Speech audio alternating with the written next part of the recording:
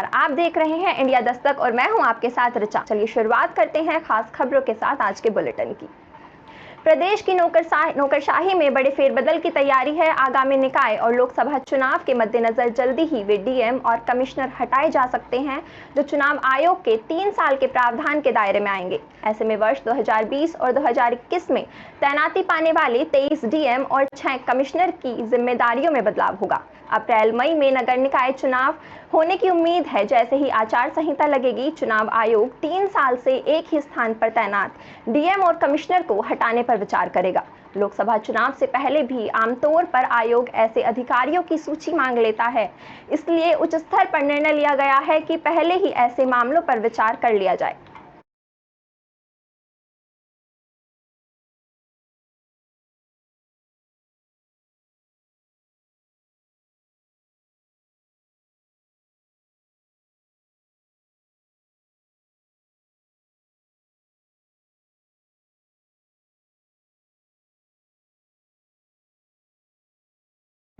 Samajwadi party के राष्ट्रीय महासचिव स्वामी प्रसाद मौर्य ने सरकारी खर्च पर रामचरितमानस और दुर्गा सप्तमी के पाठ को लेकर सीएम योगी आदित्यनाथ पर निशाना साधते हुए कहा कि पूरी दुनिया में विवादित महाकाव्य तुलसीदास की रामचरितमानस में महिलाओं को प्रताड़ित करने और शूद्र समाज को अपमानित करने का कार्य किया गया है। इसका पाठ कराने का मतलब है कि यह सरकार महिलाओं को अपमानित करने का काम कर रही है। इसको बढ़ावा देने के लिए सरकार ने खजाना खोल दिया है। मैनपुरी में मंगलवार को रामलीला मैदान में आयोजित शांति हवन कार्यक्रम में भाग लेने आए सपा राष्ट्रीय महासचिव और एमएलसी स्वामी प्रसाद मौर्य ने कहा कि किसी भी पंथ निरपेक्ष और धर्मनिरपेक्ष लोकतांत्रिक सरकार द्वारा एक धर्म विशेष को बढ़ावा देना संविधान के निर्देशों का उल्लंघन है।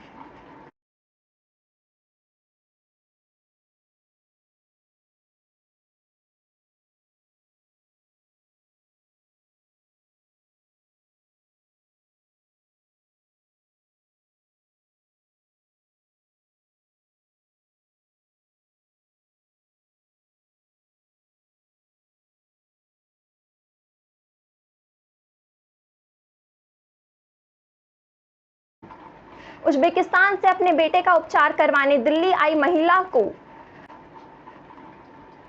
जल में जूस में नशीला पदार्थ पिलाकर उससे दुष्कर्म का मामला सामने आया है। आरोपित ने दुष्कर्म कर उसका वीडियो भी बनाया और इसके बारे में किसी को न बताने की धमकी भी थी।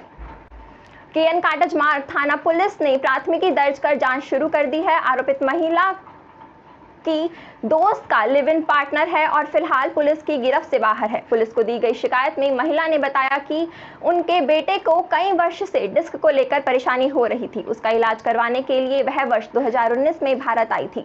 पीड़िता के साथ उनकी मां भी आई थी। कुछ महीने पहले ही उनके बेटे को डॉक्टर ने अस्पताल से रिहा किया था। जब बेटे की तबीयत ठीक हुई तो अपनी मां के साथ उसने बेटे को उज्बेकिस्तान भेज दिया। इसके बाद उज्बेकिस्तान से आकर दक्षिणी दिल्ली में रह रहे लोगों के साथ उसकी मां रहने लगी। वहां पर वह घरेलू सहायिका के रूप में काम करती थी।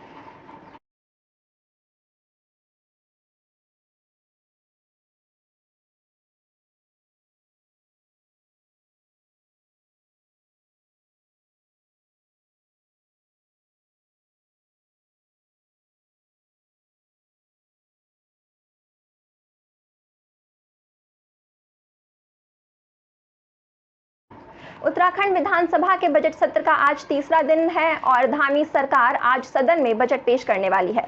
करीब 79,000 करोड़ रुपए के बजट का अनुमान लगाया जा रहा है। वित्त मंत्री प्रेमचंद अग्रवाल दोपहर 2 बजे बजट पेश करेंगे और साथ ही ये बजट सशक्त उत्तराखंड की दिशा तय करेगा। इस बजट से हर वर्ग को लाभ पहुंचाने की कोशिश की जाएगी।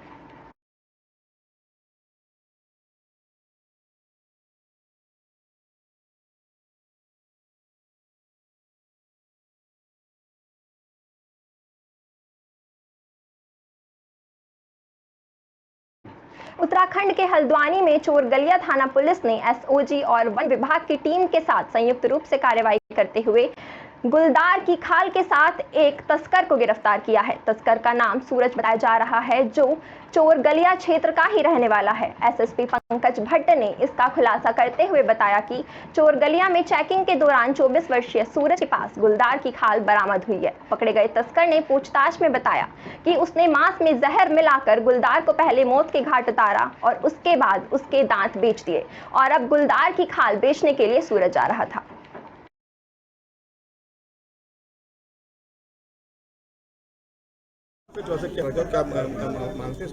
ये सूरज जो है चोरगलिया का रहने वाला है और ये 24 साल इसकी एज है। इसके द्वारा जो बताया गया पूछताछ में जो चीज़ निकल के आई, इसके पास से जो है खाल बरामद हुई है जो गुलदार की खाल है। ये आपका इसके द्वारा जो पूछताछ में चीज़ निकल के आई, ये सूरज गुजरात में काम करता था, वहाँ इसको इसकी डिमांड के बारे में पता चला तो इसने अपने गांव में आकर वापसी में आपका मीट में जहर डाल दिया, जिससे जो है इसकी खाने से इसकी डेथ हो गई। उसके बाद इसने खाल और दांत वात इसके निकाले, उसको बेचने की ये फिराक में था। सूरत जा रहा था वापस और इसमें कंबाइंड अभियान पुलिस, एसओजी और फॉरेस्ट का कंबाइंड अभियान चला, जिसमें तीनों ने मिलकर के इसको गिरफ्तार किया गया। धर्मनगरी हरिद्वार स्थित हर की पौड़ी पर 2 युवतियों की रील्स वायरल होने के बाद तीर्थ पुरोहितों ने नाराजगी व्यक्त की है। धार्मिक मर्यादाओं को ठेस पहुंचाने का आरोप तीर्थ पुरोहितों ने लगाया है। इस संबंध में श्री गंगा सभा के पदाधिकारियों ने पुलिस को लिखित शिकायत देकर सख्त कार्रवाई करने की मांग की है। दरअसल हर की पौड़ी पर बाहर से आने वाले श्रद्धालुओं द्वारा रील्स बनाने के मामले बढ़ते जा रहे हैं। अभी हाल ही में 2 युवतियों द्वारा फिल्मी गानों पर रील्स बनाई गई है और ये वीडियो सोशल मीडिया पर वायरल हो गया है। वीडियो वायरल होने के बाद तीर्थ पुरोहितों ने इस पर सख्त नाराजगी व्यक्त की और आरोप लगाया कि ऐसे लोग धार्मिक मर्यादाओं को ठेस पहुंचा रहे हैं। लिहाजा श्री गंगा सभा के द्वारा हरिद्वार पुलिस को लिखित तहरीर देकर सख्त कार्रवाई करने की मांग की है।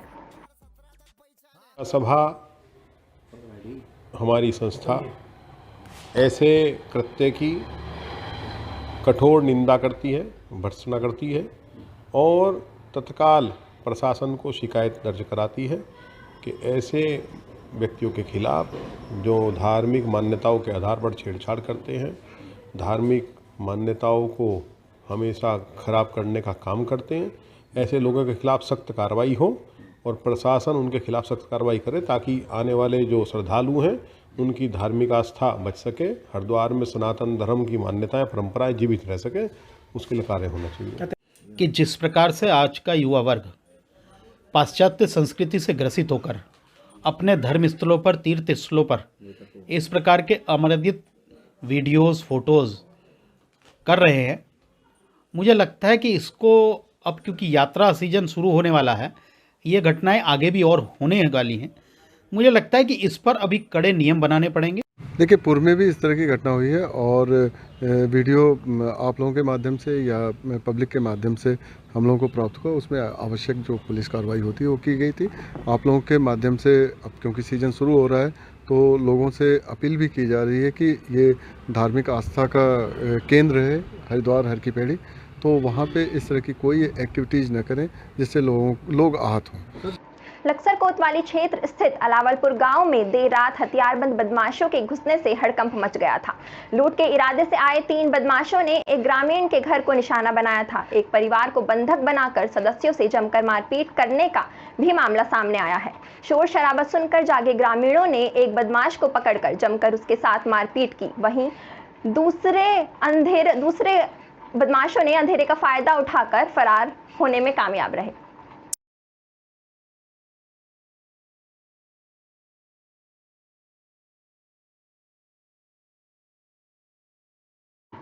सितारगंज में बीते 2-3 मार्च की रात्रि में अज्ञात 4 लुटेरों ने ग्राम गोविंदपुर थाना सितारगंज के घर में घुसकर ओम प्रकाश और उसके बेटों को बंधक बनाकर कपिल को चाकू से घायल कर दिया। वहीं सुनील के सिर पर डंडे से वार कर उसे भी घायल कर दिया था। साथ ही जेवरात और नकदी लूटकर फरार हो गए थे। घटना की सूचना प्रभारी निरीक्षक सितारगंज ने उच्चाधिकारियों को दी थी। उच्चाधिकारियों ने घटनास्थल पर पहुंचकर घटनास्थल का निरीक्षण किया और घटनास्थल पर डॉग स्क्वाड फॉरेंसिक की टीम को बुलाकर घटनास्थल का निरीक्षण कराया था। पुलिस की 5 टीमों का गठन कर 250 सीसीटीवी की मदद से लुटेरों को गिरफ्तार किया गया है। Welcome to this press conference.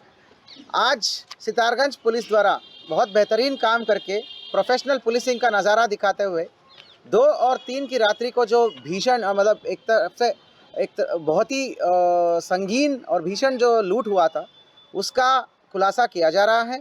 Sitarganj police की प्रोफेशनल पुलिसिंग का और हार्ड वर्क का यह नतीजा है कि बहुत ही अच्छी वर्कआउट हुआ है। हुआ क्या था कि 2 और 3 की मध्यरात्रि को 11:30 बजे के आसपास एक अज्ञात 4 लुटेरों ने वादी श्री ओम प्रकाश है, ओम प्रकाश पुत्र बाबूराम निवासी गोविंदपुर थाना सितारगंज, उसके वादी जो है ना उसके बेटे का हाल ही में शादी हुआ था, तो नई दुल्हन और सारे पूरा रिश्तेदारी सभी वहीं थे। तो ऐसी समय पर 4 अज्ञात लोग आके घुस गए थे और घुस के फेस पर गमछा वमछा बांधा था, उसके बाद चाकू चूरी ये सब दिखा के काफ़ी शादी का गहने लूटा था।